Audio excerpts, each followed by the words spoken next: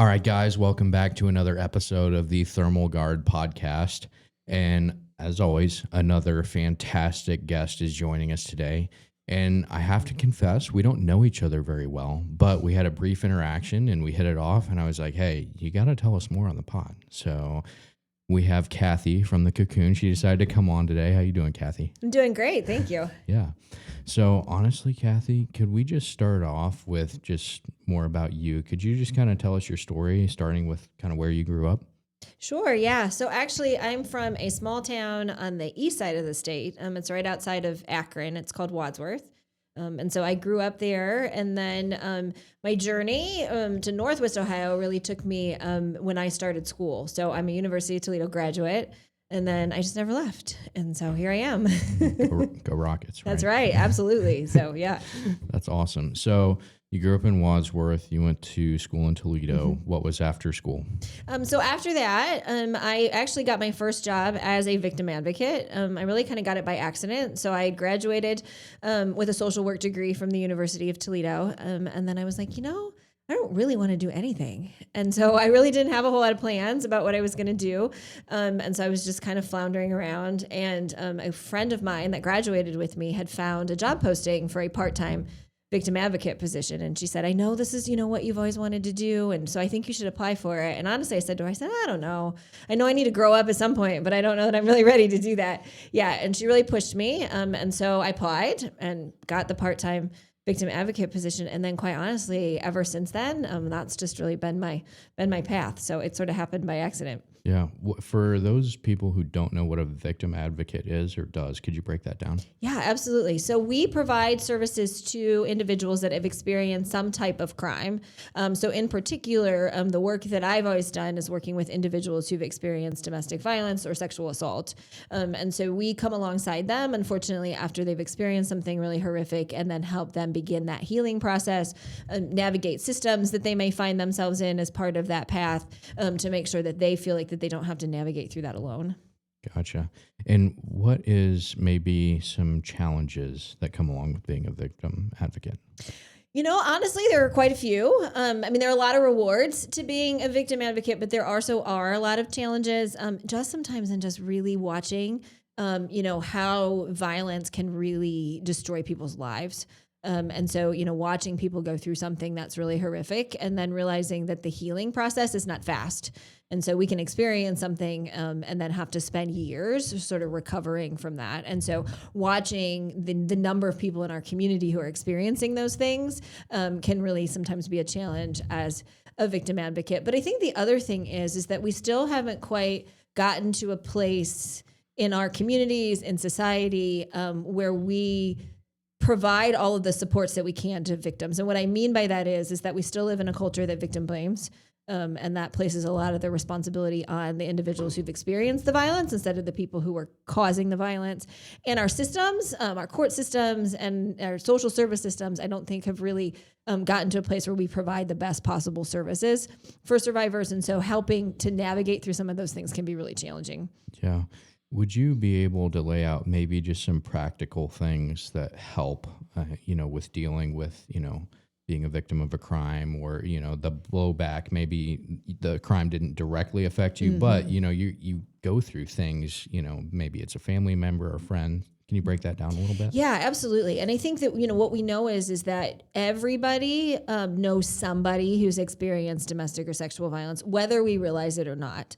And so we are all probably going to be in a space at some point where we're put in a position where we have to support somebody who's experienced that. And so I think there's a couple things for the survivor, for the individual that's experiencing the violence, to recognize that, you're not alone. And so find those safe people in your life, whoever those are, friends, family members, coworkers, an agency like ours that does this kind of work, but finding somebody who you can go to that's a safe person, because it's so much easier to navigate what you're experiencing when you don't have to feel like you're doing it alone. But then I think on the other side of that, if you are the support person, so, somebody comes to me and says, hey, I need to share something with you. I've just experienced this, is that we really want to make sure that the first thing that we're doing is offering as much support as possible. And that's really by saying, I'm so glad that you shared this with me. What can I do to help you? And really allowing the individual who's experienced the violence to help create that path of whatever's going to work best to support them. I think a lot of times we tend to want to either take over the process for survivors, and so we start telling them what they should do, or we start asking questions that just sound judgmental, even if we don't intend for them to be judgmental, but they can come across that way. Yeah. So, maybe give us more advice. That person comes to us and, they share some things. Mm-hmm. What's an appropriate 5-step plan? Hey, real general, how can we help that person? Sure. Yeah, absolutely. So, I think really, again, the first thing is by saying to the individual, the first is saying, I'm so glad you told me, how can I help you?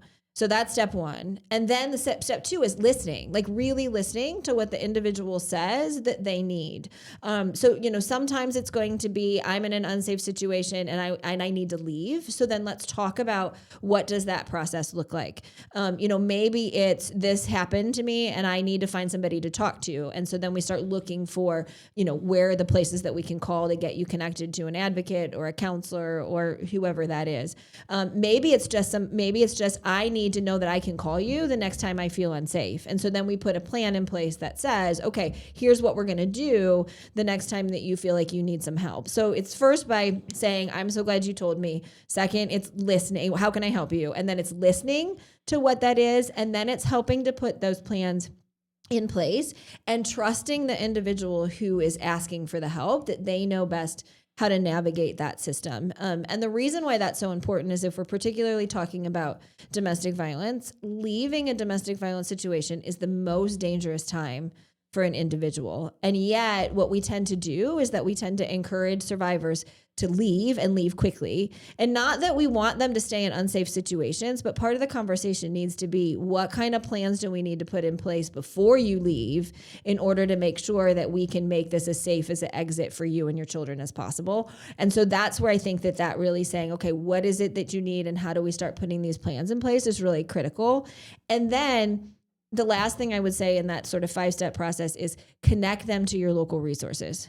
So every location has some form of a victim advocacy agency. And so, making sure that we're connecting survivors to those agencies so that I, as the support person, as the family member, the friend, don't feel like I have to have all the answers and navigate it alone, but we can do it together. And we can work with somebody who can help put those plans into place. Yeah. How do you help individuals cope or manage with victim blaming? Because I feel like a lot of people are too scared to walk away because of that. Yeah, absolutely. You're definitely right. The number one thing that we hear in the domestic violence space is, somebody discloses that they're experiencing domestic violence at home, and the next question is, well, why did you stay?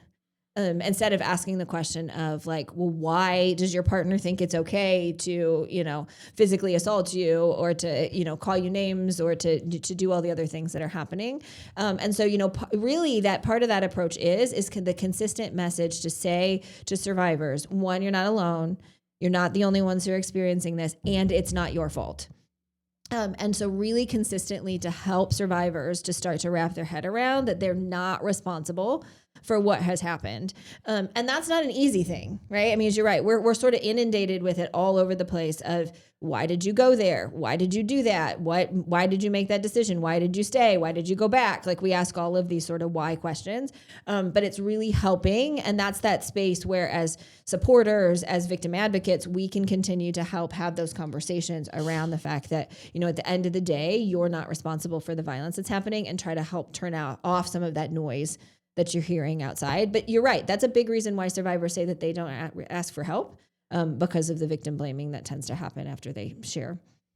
Can you give some helpful advice or maybe some professional tips and tricks when that victim does come to you and they share, but they are not in a place where they want to get out or they want any sort of restoration or anything like that? That's a really hard pill to swallow for pretty much everybody. Can you share some advice on how to deal with that? Yeah, absolutely. That's a great question, because that's very common, in that, leaving an abusive relationship is a process. And the reason for that is because it was a process to get into that relationship. And I think sometimes we forget that, like when we start, forming some sort of intimate relationship with somebody, it doesn't just happen overnight, right? Like there's this whole process of getting to know each other and this process of feeling out the relationship and setting the expectations for the relationship. And then, the process of, typically then we tend to move in together and you watch that relationship progress. And so, to make the decision to untangle yourself from that relationship, to leave that relationship, is also a process. As much as I think that we all like to think that, the first time I found myself in an abusive relationship, I would just put a stop to it and I would leave. The reality is most of us would not do that because it's much more complicated than that. And so, knowing that it's a process, knowing that it's a journey, the most important thing is safety. And so, when somebody comes and discloses to me that, hey, I've been experiencing domestic violence from my husband for the last 5 years, you're right. My instinct then is to say to them, well, we got to get you out, right? We got to leave. Like, you can come stay with me and we'll take care of the kids and we'll do all of these things. And that friend of mine is like, whoa, no, wait, I'm not ready for all that, right? Like, that's not where I'm at. And so it really is saying, okay, so while you're making this decision about what to do, what kinds of plans can we put in place to help you stay safe? And so sometimes that is, like, how do we start helping you put back some money so that when you're ready to go, you have a little bit of money on hand in order to be able to make that exit. What is the safety planning that you need to do with your children, right? Like we talk a lot about with children about creating code words. So if they feel like that they need help or the parent needs help, who do they call? Where do they go? What kind of word can they use to get that kind of help? What is it that you're going to do the next time that physical violence escalates? Who are you going to call? What's your safe route out of the house, right? So you can have all of these sort of conversations to say, while you're putting these plans in place, let's also think about what are the things that we can do to reduce risk. And I think that those are really important conversations to have. And I think that they can make the survivor feel more confident in making plans to leave when they're ready to do that. I think they can make us as supporters feel more confident in doing something and being helpful. But I will also say, in my experience and having worked with survivors for over 20 years, they are the most resourceful people that I've ever met. If they're standing in front of you today telling you that they've been experiencing violence and they want to start talking about it, they've also survived it, which means they figured out how to keep themselves and their children safe. And so not discounting that, not discounting their ability to do that up until this point. And then we can maybe hopefully just give them a little bit of an extra support or some other things to think about that they haven't thought about already.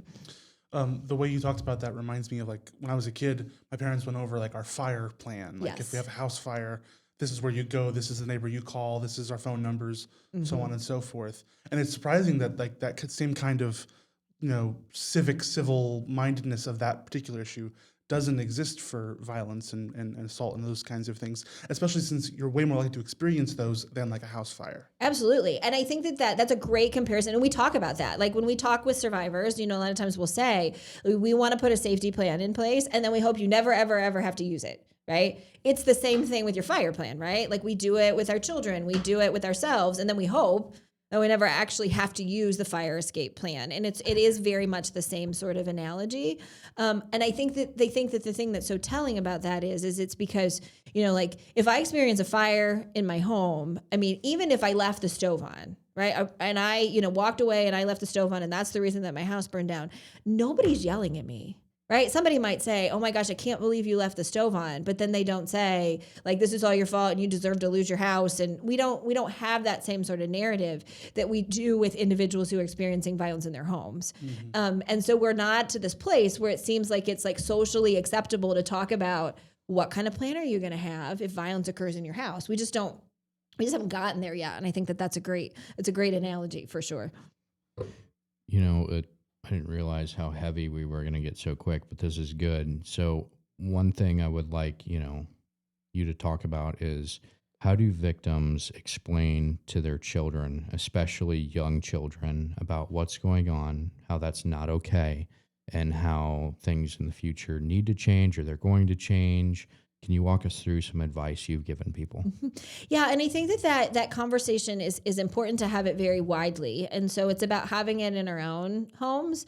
And so hopefully most of us at some point are having some form of those conversations in their own homes, right? So if you have children, talking about, violence isn't acceptable. I know we talk a lot about in our household, like no means no the first time, right? Somebody tells you no, that's it. There's no more conversation about that. And so, having those conversations about just sort of setting your own expectations in your house about what's acceptable and what's not, and why we don't choose to use violence to get what we want. So it's having those conversations at home, but then you're right. It's also really hard then that when you're having those conversations with your children, but yet they're witnessing it in the household, right? So we're saying violence is not okay, but then you have a parent in the household who's choosing to use violence. And so it's also about creating those safe spaces for children to be able to talk about what they're experiencing and put some context around it. And so maybe that is with the non-offending, we'll call the non-offending parent in the household. Maybe it's that person, maybe it's a neighbor, maybe it's an aunt, it's an uncle. It's somebody that can be a mentor who can give them first and foremost just a space to talk about it. Like, tell me what happened. Tell me how you're feeling about it. Let's talk about it. And then let's talk about the behavior. So we're always really careful to say, like, let's talk about the behavior, right? Like when somebody chooses to hit somebody else, this is why that's not okay. When somebody chooses to, call you names or put downs, like this is why that's not okay. And this is why we're not going to keep doing that, regardless of what you're seeing happening around you, right? Like we're not going to make those choices to do those things. And then we provide youth advocacy services through our program. So sometimes it's about getting the youth connected to, somebody who is outside of the family structure to help process what's happened and to help mitigate some of those effects. We run youth support groups, so you can get with other youth who are experiencing the same thing and start to have those really powerful narratives. But I also share, I think it's important to have those conversations everywhere. So, having those conversations in schools and, kids' activities, all of those things, that the more that we can continue to set the norm that these things are not okay, the more that children then sort of have the lens to be able to process it and then hopefully not carry it on into the next generation of families. Yeah. In your experience, how much time elapses before somebody gets to the point where they're like, okay, I need to tell somebody about this. Something has to change. So it really is individualized. I mean, I think every person is different. And I think that, there's a lot of reasons for that. I think there's a lot of reasons for, specifically what's happening in the relationship and how soon I want to tell somebody, how supportive I think the people around me are going to be. I mean, I loved the question earlier about what people, are afraid of victim blaming, right? So they don't say anything. So knowing how supportive the people are around you plays a factor into that. We do a lot of programming where we try to create obvious safe spaces for survivors. And so they know, like, if I walk into this space or if I meet this person, I have pretty much, a guarantee that I'm going to be met with some safety and some support, right? And less of that judgment. So I think there's a lot of factors that factor into that. But what we know is that most people really want to make their relationships work, regardless of how crappy they are, quite honestly. I think that most of us, if you've ever just been in a relationship that isn't that great, it could be an intimate partner relationship, it could be a family relationship where it's, strained relationships, but we want to continue to try to make it work until we reach a point where we're just like, I can't anymore. And so for everybody, I think that timeline's going to be different. But what we do know, kind of really statistically, what we see is that it typically takes survivors at least 7 times to officially kind of really get to the place where they can successfully and safely leave a relationship. So, the timeline is long. And I think that's why, to your point earlier, sometimes it can be really hard as a loved one to be watching from the outside and are like, come on, right? Like, I just want you to make a different decision, and really not understanding how difficult that decision can be when you're living it. And so trying to continue to be on the outside and be supportive and just know that this is a journey. It's something that unfortunately for most folks is going to take a while. How do you have that version of the conversation? Because like I've met people who will tell me a story and I'll go, that sounds pretty intense. Mm-hmm. Like, what have you done about that? And they're like, oh, is that weird? Yeah. They don't even recognize that it is out of the ordinary or it is a problematic situation. How do you have that conversation where not even like you convince them that something's wrong, especially if there's children involved and things like that? Yeah, and I think that it's this whole process of what I call like seed planting. And because you bring up something really important is that, we all learn about relationships, usually from our parents or the people who raised us. Right. So like if I'm a young child growing up in a home and I'm trying to figure out how to navigate the whole world of dating and relationships and all of that kind of stuff, I'm watching my parents.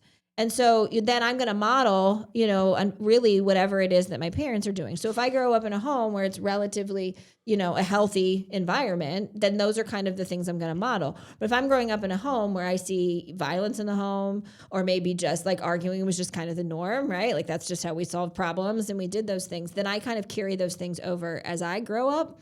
And so then it's not uncommon for somebody to say, well, I just thought that's just normal, right? Like that's just what happens in relationships. And so it's about planting those seeds to say, okay, so, but let's talk about that, right? Like, so when that happens, like, how does that make you feel about that? To say, like there are a lot of places where we're not seeing that those things are happening. And so it doesn't mean, like, to your point, that immediately I'm going to go, oh, I guess that's really wrong and I need to leave. But there's this little voice now that's in the back of my head that says, wait a minute, when my husband calls me some kind of horrible name, right? Like maybe that really isn't okay, right? Like maybe that really shouldn't be how this goes. Because I remember when I talked to somebody else, they said, well, like that doesn't happen in my relationship. Like when we argue, we don't resort to, shoving somebody against the wall or, calling them every name under the sun. And so like you start to plant those seeds where those things then hopefully eventually, it kind of grows to a place where you're like, you know what, you're right. This isn't okay, right? Like I shouldn't have to tolerate that. And I'm going to start thinking about how I'm going to untangle myself from this situation. How do you help victims who don't feel like they can leave because of things such as financials or religion and things like that? Like, how do you kind of guide them through it will be better in the end? And that's the piece where I think a victim advocate becomes so important, because that's part of our conversation, right? Is we say, okay, so, here's where you are today. Where do you want to be in the future, right? So is it a month is it a day? Is it 2 years down the road? Like, where do you want to see yourself? And then what's holding you back from doing that? And those are very common things. I mean, the things that we tend to hear that are very common, first and foremost, is safety, that survivors are scared to leave, that they're scared that they're going to get harmed if they leave. Survivors are very concerned about, what does that mean for my children, right? If there's children involved, what does that mean for them? How do I explain it to them? How do we navigate this? How do I do all of that? Finances is a huge barrier for survivors leaving, is that, they're like, okay, well, if I leave, how am I going to make it on my own? Because it's not uncommon that individuals that are in abusive relationships lose control of their own financial situation. And so a lot of times they're leaving with nothing. You're right. Religious, conversations and context can really play in that. And so really recognizing for each individual, what are those barriers? And then talking about, okay, so how can we overcome those? Right. So like, if you're concerned about finances, then let's talk about what's a plan that we can put in place where we can start building some of that financial stability for you. That's a lot of work that we do through our program, is that we really work to make sure that we're having that conversation about, like, how do we get you connected to benefits? How do we help you start saving some money? If employment is what you need, how do we start helping you make those connections to get employed? If it's the religious or the spiritual conversation, then how do we connect you with somebody who can help you have that conversation so we can start to unpack that? Right? To say, okay, so, if this is what you're concerned about, then let's talk through, what's the pros and cons of making these kinds of decisions. And that's why I say it's such a process for people, right? Because I have to work through all of those things to get to a place where I feel like, okay, I can do this. Right? Like, because now I feel like I've had a conversation with somebody in my spiritual circles that said, like, no, it's okay to leave. Right? Like, it's still going to be okay. Right? I now know that I've got somebody who's going to coach me through this financial plan so that I can make it. Right? I now have a counselor that my kids can see so they can talk about what's going on. Right? That we can start putting those things in place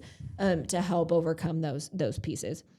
And I do want to point out specifically several things you said there. So a lot of people, they're worried about financially leaving. That's a huge barrier. Would you say that's the number one concern when it comes to that point? Absolutely. I think that the top two concerns that we hear from survivors is safety. So how do I safely leave without getting myself or my children harmed? And then, how do I financially make it once I've left the relationship? So what I want to point out is somebody like you or your organization, or I would say like an expert in your industry, that's like a problem that you guys don't see as a big problem. So like, a victim, they might see that as, man, this is a huge barrier. How am I going to overcome this? You guys see that as well, I got so many resources I can go to. We can put together a plan. I've done it for how many other people. You're no different. We're going to get through this. And that comes the same for every single industry. I mean, whether you're buying a house, a car, or, whatever you're doing, there is an expert in that industry to where a huge barrier and problem for you is nothing for them. They can solve that, no problem. So I want to make that abundantly clear. That should never be a concern. That should never be the one thing that they're worried about when it comes time to make that next step. Absolutely. And I think that's an important part of the community conversation, right? Is to say to folks, like, we hear you, that leaving an unsafe situation, an abusive situation, is really hard. And we're not in any way trying to diminish how hard it's going to be for you to make the plans to leave, how hard it's going to be for you to leave, and how hard it's going to be for you to heal, as you move forward, right? But that you do not have to stay in that space, and that there is help and support that's available to help you to start to knock down all of those barriers that you may be concerned about. And you're right. I think that's the criticalness of programs like ours that provide those services to people. But I think that's also the criticalness of like having people in the community who can share those stories, right? To be able to say like, hey, we've got you, right? Like, no matter where you go, no matter who you talk to, we've got enough things that we can wrap around you that we're gonna do our best to try to make sure that you and your children are safe as you make this decision to leave. Is your organization considered a nonprofit? Yes. Okay. Mm-hmm. Another barrier that I'd heard of before is pets. I remember seeing a statistic, I don't know how accurate it is, but like a huge percentage of women or people stay, like that's a factor in why they're staying, is they don't want to have to surrender a pet or leave a pet behind. I know that like some shelters and stuff have restrictions on what animals can be brought in and things like that. What can you say to that? Yeah, and so that has been a big barrier, I think, in our industry, right? And folks that are the helping profession that are trying to help survivors, is that, I think we were a little bit slow to get on the train of like, when we say we want to keep the whole family safe, that also means the pets too, because that was something that we did here very early on. So we've been providing services to survivors for the last 20 years. So this year is 20 years for us, which we're really, really excited about. But when we started, we were also one of those programs that said, yeah, you can come and stay with us in emergency shelter, but no, you can't bring the dog or the cat. And we heard from a lot of survivors, like, I just can't do that. For a variety of reasons. One is that like that cat, the dog or the cat, is just a significant part of my family as anybody else, right? If we have any of us who have pets know, like, they're just as much a family member as anybody else, and I'm not leaving without all of my family members, right? So there's that barrier. I think there's the other piece of, survivors will say, well, like, if I leave the animal behind, I'm afraid it's going to get harmed, because we see that unfortunately happen a lot in abusive relationships, or just neglected. Like, nobody's going to take care of the animal. And so we made a really conscious decision about 8 years ago that we now allow survivors to bring their animals with them into shelter with us. And so really wanted to hear what survivors were saying, and saying, like, we're going to break down that barrier. And it seems to be that there's been a slow sort of turn for other programs across the country that are now allowing survivors to bring animals with them. I think we still have a long way to go in that respect. But you're absolutely right. Like, any way that we can continue to figure out this is a problem, how do we solve it, that we can start making that process easier for survivors as they make the decision to leave. So yeah, we've had every kind of animal in shelter. We've had dogs and cats, bearded dragons. I just learned the other day for the first time, because my staff made the decision not to tell me, but we had a snake in shelter like last week or the week before. So, but it's part of people's process, right? It's part of their families, and we want to make sure that we can keep everybody safe. Especially around here, I wonder if you've had to deal with things like large animals, like horses or things like that. Yeah, that's a great question. So we've not housed one yet, but I did get the ask about horses. So somebody did ask, my staff did ask at one point if we could bring a horse onto our facility. We do have 6 acres of land. And so I said, well, that's probably something at some point we could think about, but I don't think we're really ready to have large farm animals or horses on our property yet. But yes, you're right. That's another concern is that, that there's all the different types of animals that could need safety for sure. One thing I It just kind of hit me because that's new to me. I never even thought about that. But, as you said, a lot of victims, they leave everything behind. Mm-hmm. And so that pet, that could be, just absolutely massive. That's one less thing they have to leave behind. Maybe that's the only thing that they take with them. Mm-hmm. And so what would you say to maybe other nonprofits or organizations that haven't, overcome that hurdle yet? And maybe it's time. What would you say to them? Yeah, I think just that, right? Like, how do we continue to listen to what survivors are telling us that they need, and then how do we create the spaces that we can provide that? And that's something in our agency in particular that we really pride ourselves on is that we try to be as innovative as possible. That when survivors are telling us that they need something, then it's our responsibility to try to figure out how do we help create processes that support whatever that need is. And so I think you're right. It's a huge barrier to leaving, knowing that I have to leave that animal behind. So how do we no longer put survivors in a position where they have to make that decision, to make that really hard decision, and that it's doable. I mean, it's doable. I'll be honest, it's a little crazy in shelter sometimes when you have 5 dogs and 2 cats and a bird and kids and all of that kind of stuff. But it's doable. It's okay, right? Like we can figure it out. And I think the other thing that we found really unintentionally in our shelter facility is that to offset the fact that yes, we have to deal with having multiple animals in our space, and, we have to deal with, cleaning when, you've got lots of animals in your space, is that we do have families that come and stay with us in shelter that don't have pets, and how much the other people's pets support their healing process. Right. Mm-hmm. So like I move in with my son and he loves to play with the neighbor's dog. Right. Like that there's a space in there where we create this community that, to me, sometimes in knowing that people are going through something that is so horrible, but yet can be so beautiful at the same time when we watch people come together and heal together. And the animals can play a huge part in that, regardless of who they actually belong to, right? That we're creating this space. And so I think, I encourage other programs to really think about that, right? Like how can we contribute to that beautiful healing process for people? Since you guys are a nonprofit, how are you guys getting funding to be able to help others and help victims and to support them in any which way is needed? Yeah, so we are a 501c3 standalone nonprofit. So to answer your question earlier, so we receive a variety of funding. So we receive some federal funding that supports the work that we do, because every single service that we provide to survivors, we do at no cost. Because we just talked about, right? Finance is a huge barrier for people leaving. So then if all of a sudden, in order to access services, I have to pay for them, we wouldn't be able to help the volumes of people that we do every year. And so we get some federal funds that help offset those no-cost services.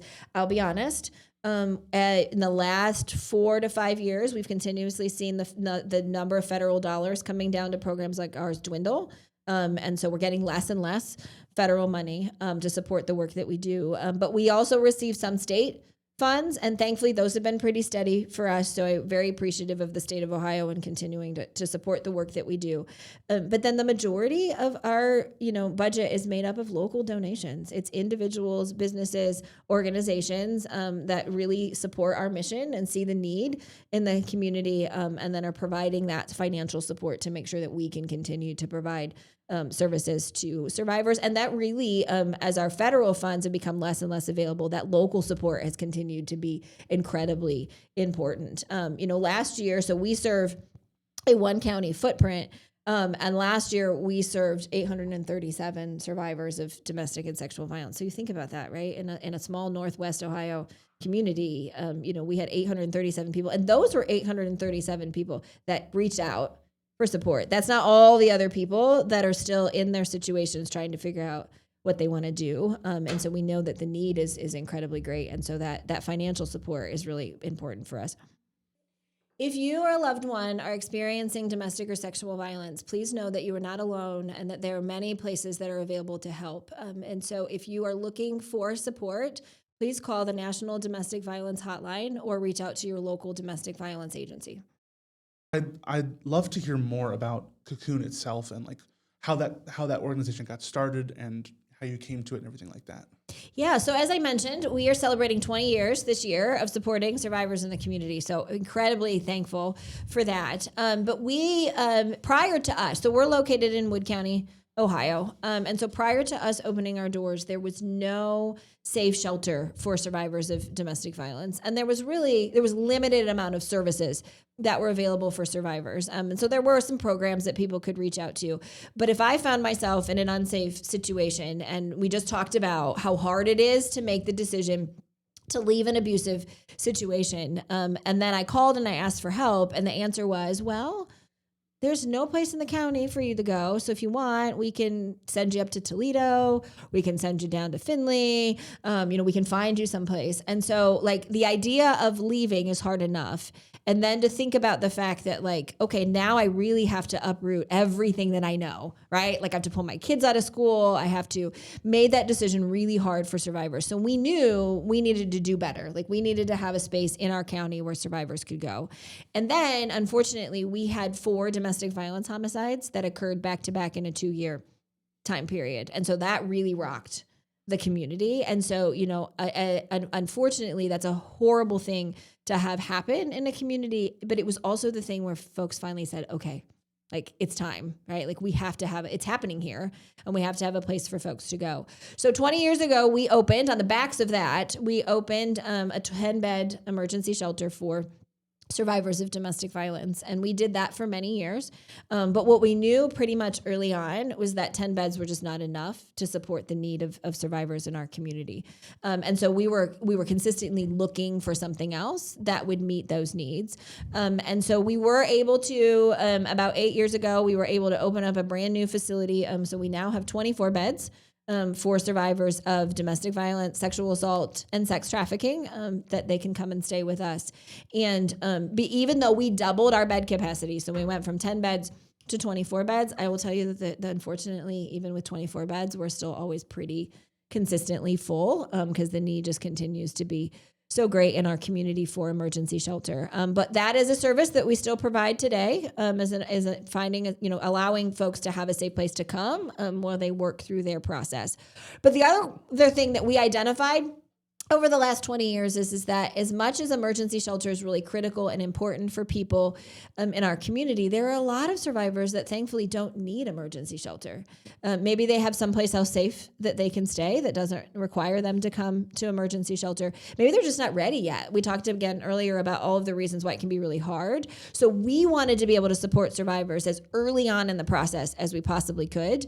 And so that's when we started providing community-based services. And so we provide services to everybody in the community who is seeking support because of domestic or sexual violence, regardless of whether or not they need emergency shelter. So if they do, we'll house you in the emergency shelter. But if we don't, we can provide you with a whole wide range of services. And a lot of them are things that we've talked about today. We run a 24/7 hotline for survivors. And so there's always an advocate that's available whenever somebody's ready to reach out and ask for support. And we do a lot of safety planning, which we talked about earlier today, a lot of financial planning and support for survivors if that is something that they need. But then we do the majority of the legal advocacy work in the community. So we're supporting survivors if they find themselves in the legal system. So whether that's a criminal court case, divorce, custody, whatever that might look like, filing for civil protection orders is something we do pretty regularly. And then we are also first responders out to the hospital. So if a survivor presents at a local hospital and shares that they've either been physically or sexually assaulted, our advocates are dispatched to go out and provide support. So we really try to wrap around as many of those supports as we can. And so those are really kind of our core services. And then we've been really fortunate that over the last 4 to 5 years in really listening to what survivors have said that they need, that we've been able to launch some brand new, really innovative programs that we're hoping are really going to continue to break down those barriers for survivors feeling stuck in unsafe situations. And then on the other side of that, we also have a prevention and education arm of our agency. So as much as we want to be helping people in their time of need, our goal really truly is just to prevent domestic and sexual violence from occurring in the first place. And so if we can get out and have conversations with people about how we stop violence before it occurs, and we ultimately work ourselves out of a job, that's the best day that we can have. And so really wanting to make sure that we're matching those two services together, that if you've experienced violence, we're going to help you, but we're also going to be out talking about how do we prevent it before it starts. Gotcha. If you wouldn't mind, can you touched on innovation, kind of how you guys grew. But can you dive into that a little bit more? Like, because you guys have grown a lot throughout the years. What were maybe, 2 or 3 major things you had to overcome or maybe adapt or pivot, from your original plan? Yeah, absolutely. And so, we opened up again solely as a shelter. And that was one of the first lessons that we learned is shelter, I think, will always remain a critical piece of what we do. But how do we reach as many people in the community as possible to provide services? And so that was one of the things that became really important to us. The other thing is we started out solely as a domestic violence agency and then realized that we needed to co-locate the Rape Crisis Center with us because it really made sense to make sure that we're providing in one space with one agency, making sure that if you experience domestic violence, sexual assault, stalking, sex trafficking, that it's just one place you go, right? One place, one phone number. So that was something that was really important to us is that we married those services together. But what I'll also say is that, we really, some of the things that we heard from survivors is that housing was such a huge barrier to them. And so we can bring you into emergency shelter, but then if you can't move out into something that's safe and affordable, then that we're not furthering your journey anymore. And so we launched a housing program about, I don't know, probably 5 or 6 years ago now, where I have a full-time housing specialist on staff. And that's all she does is that she's working with survivors to find safe, affordable housing and then working with them. Once they secure that housing, how do I continue to work with you to make sure that you can stay in that housing, right? So if something comes up, some kind of barrier, you have a go-to person that you can call and say, hey, this happened and I'm really worried about what that means for my housing, that we can help you hopefully overcome that barrier. The other thing that we recognized, and really this kind of came out of COVID, and I know we can always, I think of timeline like before COVID and after COVID, right? Like that's our new kind of narrative. But one of the things that we noticed was how hard youth were struggling. And we've always had youth. We have youth that lived in our emergency shelter. We've always had families that were receiving services that had kids in the home. But they were really struggling with social emotional regulation, having been isolated because COVID said we're not going to school and we're not doing activities and we're not doing. And so now I'm really stuck in this home where I'm witnessing or seeing violence, that their trauma responses were just incredibly intense. And so we launched a youth program. So we hired a full-time youth advocate, and that's what she does. She works solely with the children that have either experienced or witnessed violence, because we want to get to the place where we're breaking that cycle, right? Where that kids are growing up and not thinking that this is an okay thing for me to carry on as I get into adulthood. And so she does that individually. She works with youth individually. She runs these youth groups that I was mentioning earlier. And then she also is a great liaison between the families and the school.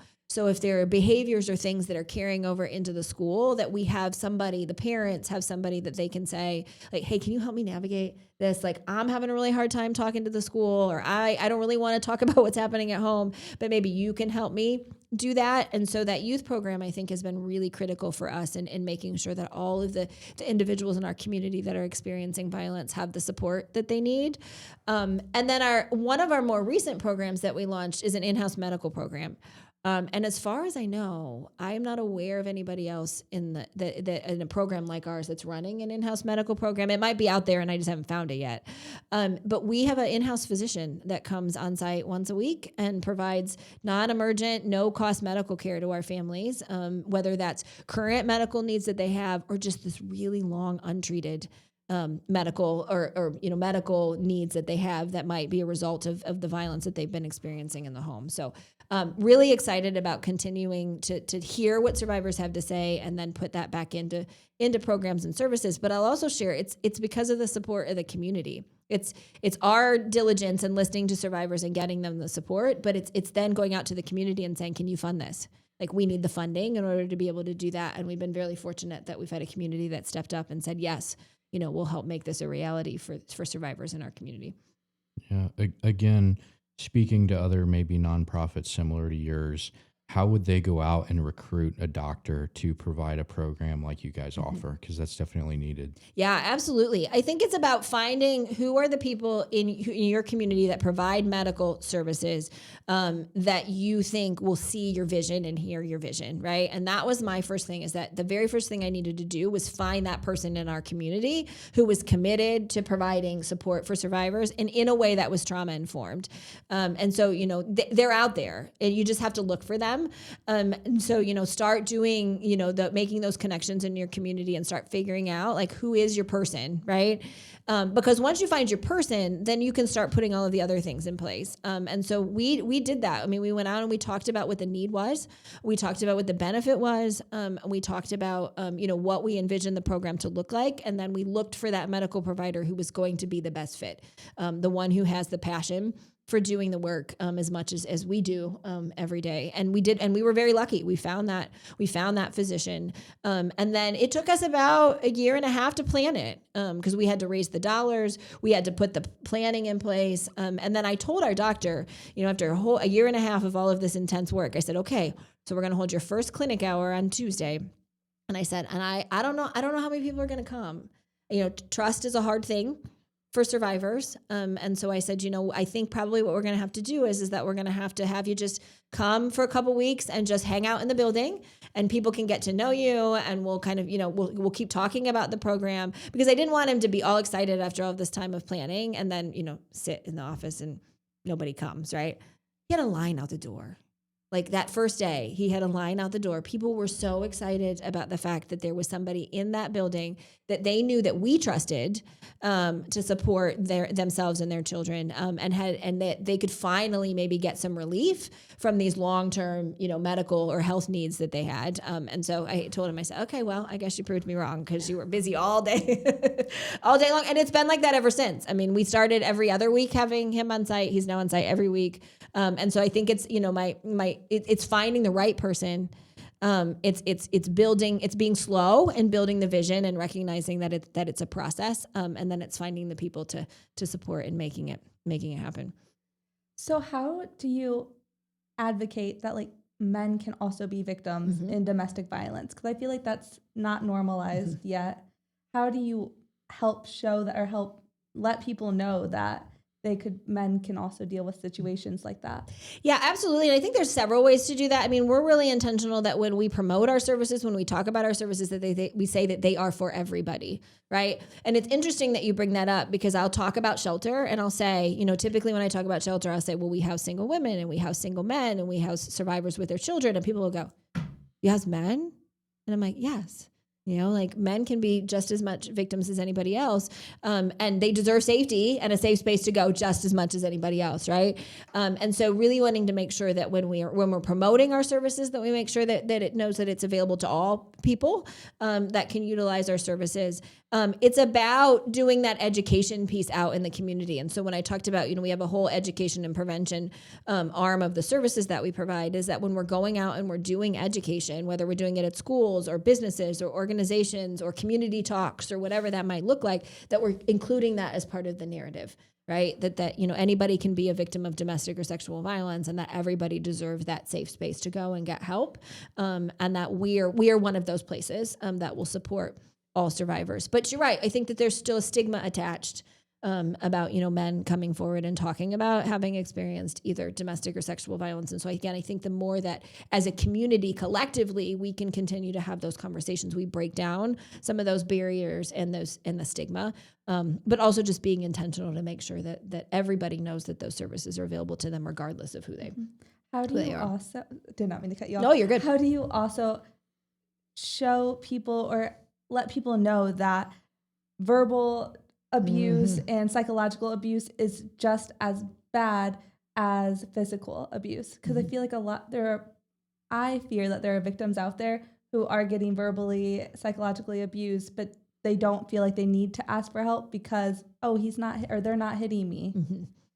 Yeah, and that's a space where, as a culture, as a society, I think we have a lot of work to do because when we talk about domestic violence, when we advertise, and I'm going to use that word really loosely, but when we're like talking about what it is or the places that can help, that we tend to show like the woman with the black eye, and if you watch movies about domestic violence, I mean there's been some that have come out now that have been a lot more realistic.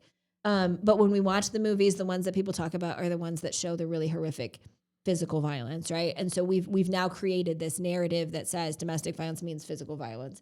And the reality is that every domestic violence situation includes verbal and emotional abuse. And that every domestic violence relationship starts out with verbal and emotional abuse, and then unfortunately grows into using physical violence as part of that power and control dynamic. And so you're right. The sooner that we can intervene when somebody's experiencing verbal or emotional abuse and controlling behavior, we have a better chance of reducing the risk of physical violence. And so I think it's about continuing to get out in the community and having those conversations and educating on what domestic violence looks like, and educating what healthy relationships look like. We were talking earlier about, helping folks to know that, if somebody's constantly putting you down and calling you names, and making you feel like crap about yourself, controlling everywhere you go, making you account for every kind of move, that's not a healthy relationship, right? Even if there's no physical violence happening in that relationship, that's not a healthy relationship.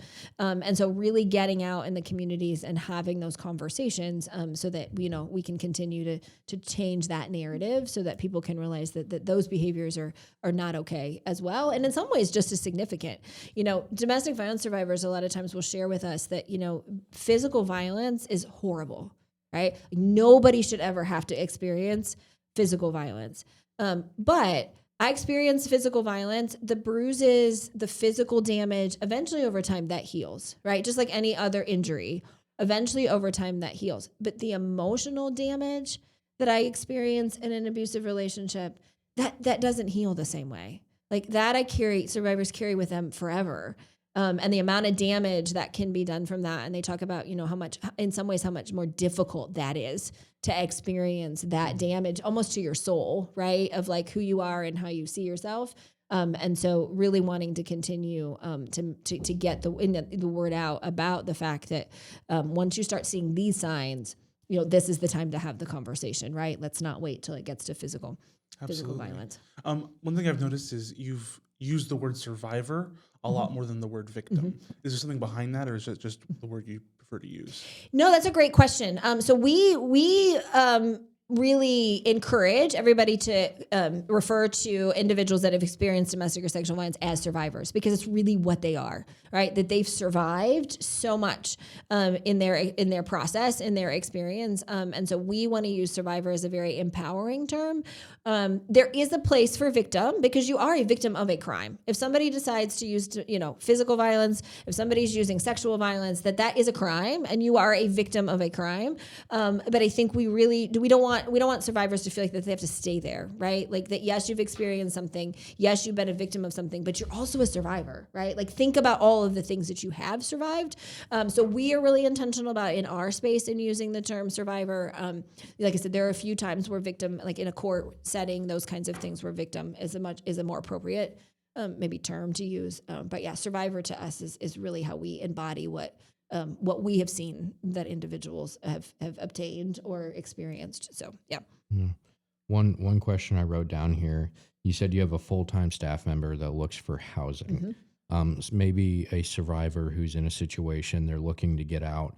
Is there any resources that they can go to on their own to maybe try to find some affordable housing or some good options that you would recommend? Yeah, definitely. And so, every county has an office that manages what they call Section 8, which are housing vouchers. And so, figure out who that agency is in your county that manages those. I know like in Wood County, we have a city one and then we have a county one. So there's like two different places that you can go. Unfortunately, though, those wait lists tend to be very long, but get your name on the list. Even if the wait list is really long, get your name on the list so that at least you're starting to move through that process. But then there are also typically in every county as well, there's some form of a community action agency that provides housing assistance. And so we have a community action agency, and then our local job and family services provides housing assistance. And so, working again to use those resources to figure out who are those people in your community that provide housing financial assistance, because that's the place to start, because you can figure out what you qualify for from a housing standpoint. A lot of times they can help you navigate landlords. They know a lot of the resources of who takes financial assistance, who has openings, those kinds of things can really be a place to start. And so you can either do that research on your own, or a lot of times I encourage folks, if you're not sure how to do that research on your own, if you call your local 211, they can tell you who those places are that provide that kind of assistance, so that, yeah, you can get started with that on your own, regardless of whether or not you have an advocate that's helping you through that process. Awesome. Well, I guess with that, maybe I have one more Yeah, question. go ahead. Sorry, I keep asking. No. So obviously your organization has done nothing but help people improve their lives, guide them. Has there been any backlash that your organization has faced with people who may not be supportive of it, or people who don't understand it and think that it's just kind of random, maybe? No, that's a great question. I think we have been very fortunate that we have been in a very supportive community. And I truly believe that we would not be here today doing the work in the way that we're doing, serving. I mean, in the 20 years, we've served over 8,000 individuals who've reached out for help, that we wouldn't be able to do that without a very, very supportive community. What I will share is that I think that the places that are a struggle, or the places that we tend to get pushback, is in the places where folks just really, truly do not understand what it means to be navigating domestic or sexual violence. Your question about serving all people, I think sometimes we get a little bit of pushback about that, right? Like, in sort of stereotyping who needs services and who doesn't. I think that there's those times that can be a challenge. I think dealing with still a lot of victim blaming that happens in our communities. So sometimes we'll get pushback from that because our advocates are super passionate. And so then you find yourself in a system that maybe doesn't see it the same way. And so we can get some pushback there sometimes. But I think that's an education piece that we just need to continue to educate folks about how we best support survivors in our community. So there definitely are some places I feel like where sometimes we feel a little bit of lack of support. I'll use it that way. But we've been pretty fortunate that we've been in a community that hasn't been the norm for us. Yeah. I do kind of want to take a right turn here. Would you be able to share maybe a story with somebody that you guys have helped, just to provide hope, to somebody out there? Kind of take us through, where they came from to your guys' program, and then after they moved on, and now the success that they're experiencing and the new life track that they're on. Mm-hmm. Yeah, for sure. I mean, I think that there's so many of them, right? I mean, thankfully, there are so many of those stories that we can share about survivors who have found safety and healing. And I always like to make sure that we share that all of that work is the survivor, right? Like, our role as an advocate is to just put some things in place, maybe open some doors or tell them about some things that they don't know, but they're doing all the hard work, right? Like, they're making the phone calls and doing the healing process and really rebuilding their lives from nothing. And that really is a testament to the survivors. But we have one woman in particular. So she was a university student. And so she had experienced, unfortunately, a lot of violence before she got to our county. So she'd been living in another space, and she'd experienced a lot of violence, both physical violence and sexual violence. And so her hope is that she moved someplace new, that she could start over in a new place and sort of build her life. And I think what she wasn't counting on is that she hadn't done any of the processing of what had happened to her. And so it was creeping up to her in all kinds of ways. She was having physical problems. She was having, struggling just with her mental health. She was struggling really being able to be successful in school. And so she finally reached out to somebody at the university, and they said, I really think you need to talk to Cocoon. Like, I think you need to make the connection and go there and talk to them about what you're experiencing. And so she did. She made that very difficult first phone call. And we talked with her about what it was that she was needing in the moment. And then we were able to bring her in and assign her to somebody who really started helping her talk about, okay, here's what you need in the moment, but here's what are all the other things that I think have been like lingering, right? Like, that are affecting you and where you are today. And so we were able to get her hooked up with our medical doctor. And so he was able to start getting her on the path of being able to start dealing with some of her physical ailments. She had some very severe physical injuries as a result of domestic violence that were untreated. And so finally getting some relief from that was huge for her. She started joining our support group that we had. And so she was able to be in a space with other individuals who had experienced similar things, so she could begin to start processing what had happened for her. She was struggling with some housing instability. And so we were able to talk with our housing advocate about how do we keep your housing stable. And then as a result of all of that, we were able to start helping her see about how she could finally, I think, felt like she could breathe a little bit, that she could have some foundation underneath her, and that she knew where to go to for help, right? Like that when something was coming up, whether it was calling us at 2 a.m. because she needed to talk to somebody, she was having a bad day, she had a problem that she needed to solve, that she finally felt like she knew who those people were that she could go to. And so in all of that, we were able to help support her through her university journey. And so once we got all those other things stabilized for her, and I'm happy to report that she's doing really well. She's made the dean's list for the first time. And really, I think at this point feels like, okay, right? Like I can start to build a life for myself that looks like what I want it to look like, and that there's a future here, right? Like she was really in a space where I think she felt like there was no future in the way that she wanted it to be. And I think that, that's a testament to when we can take all of these services and we can wrap them around, because I think sometimes we think that we just need to just leave and then everything else will just sort of magically fall into place for you and your life is going to be better. And the reality is that's not going to be the case. And so knowing that we could take all of those different facets of her life, the university, the housing, the medical needs that she had, the emotional and mental health needs that she had, and kind of wrap all of these services around her, that she's thriving now. And we're really excited to see that for her. That's so amazing. Yeah. That is awesome. Well, I want to transition kind of to a lighter portion of the episode. And at the end, we always do a quick fire question. So whatever guest comes on, we just ask you a list of questions. You just answer as quick as possible. Okay. Just to get to know you a little bit better. All right, here we go. All right, so the first question is tea or coffee to start the day? So interestingly enough, neither one. Really? So I'm a Coke drinker, and that's it. So that's what you're Gotcha. going to get. You're going to get a Coke. So, yep. Diet Coke, regular? Regular. Coke? Regular? Yep. Awesome. Just one or you have multiple? Multiple. A couple of them are going to get me through the day. So That's awesome. that's my vice. Yep. Yeah. What would be like your favorite local business or local resource besides your own?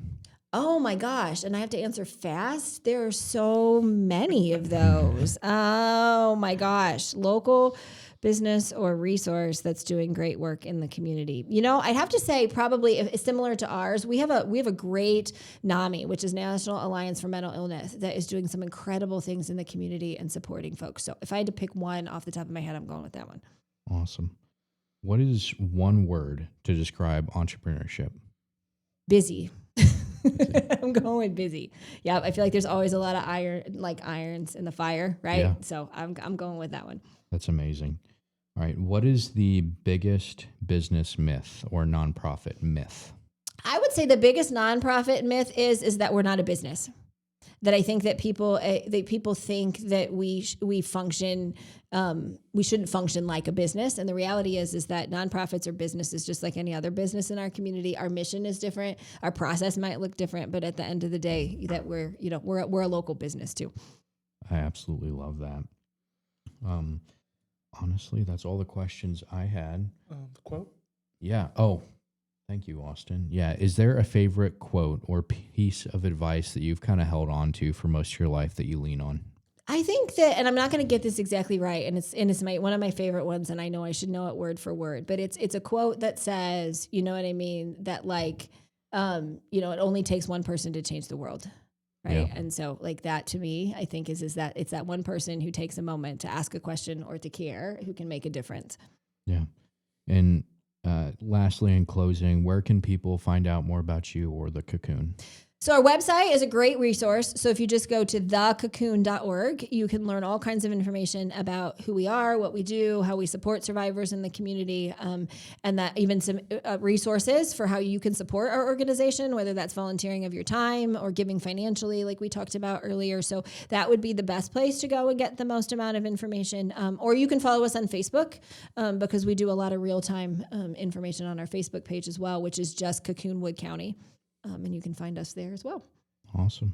Well, thank you so much for coming on today, Kathy. It's been an absolute pleasure, very valuable, and we're excited to see what happens in the future. So thanks so much. Thank you. Thank you. Thank you.